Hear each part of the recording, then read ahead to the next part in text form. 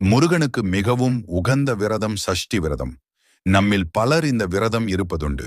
அப்படி சஷ்டி விரதம் இருப்பதினால் கிடைக்கும் பலன்கள் என்னவென்று இந்த பதிவில் காணலாம்.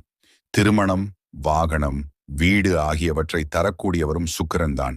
எனவே சஷ்டி திதியில் விரதம் இருந்தால் வேண்டிய அனைத்தையும் பெறலாம். 6ஆம் 10ஆம் பேறுகளில் ஒன்றாகவே குழந்தை பேறு கருதப்படுகிறது.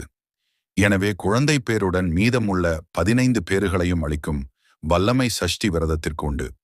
வேலைக்கு சேருதல், வீடு மற்றும் வாகனம் வாங்குதல், மருத்துவ தொழில் தொடங்குதல் போன்றவை செய்ய சஷ்டி திதி உகந்த நாளாகும். சஷ்டி விரதத்தை எளிமையாக வீட்டில் கடைபிடிக்கும் முறை குழந்தை பாக்கியத்தை அருளும்.